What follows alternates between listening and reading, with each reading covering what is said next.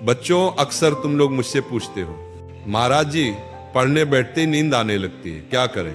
तो आज इस छोटी सी बात को समझो, क्योंकि ये सिर्फ पढ़ाई की समस्या नहीं, ये मन की एक गहरी स्थिति है। सबसे पहले तो एक बात हमेशा याद रखना, जहां मन नहीं लगता वहां शरीर थकान का बहाना ढूंढ लेता है। नींद आना भी वही एक बहाना है। अगर वही किताब, वही विषय किसी कहानी की तरह, किसी खेल की तरह लगने लगे तो नींद नहीं आएगी, बल्कि उत्साह बढ़ जाएगा।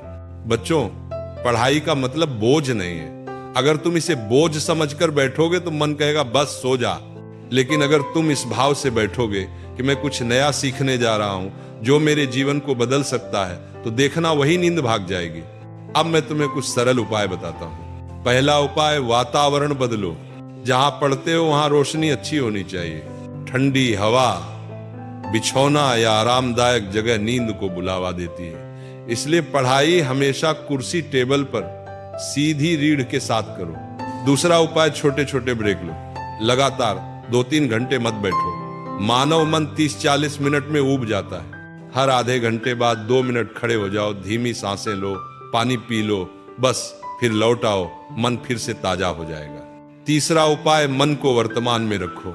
पढ़ाई करते समय मोबाइल पास होगा तो नींद और ज्यादा आएगी, क्योंकि मन बार बार भटकता है।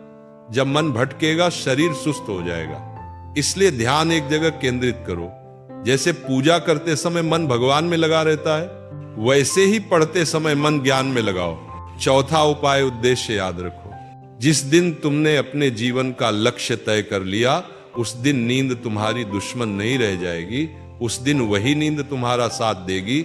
सही समय पर सोओगे, सही समय पर जागोगे और पढ़ते समय एकदम ताजगी रहेगी। बच्चों, नींद आना कोई कमजोरी नहीं है। कमजोरी तब है जब तुम हार मान लेते हो।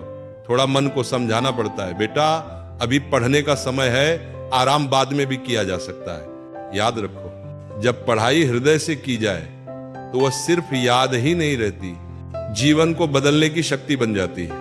तो आज से संकल्प करो, पढ़ाई को बोझ नहीं, भगवान का दिया हुआ अवसर समझकर बैठोगे। और जब ये भाव आएगा तो नींद नहीं आएगी, बल्कि भीतर उत्साह जाग उठेगा।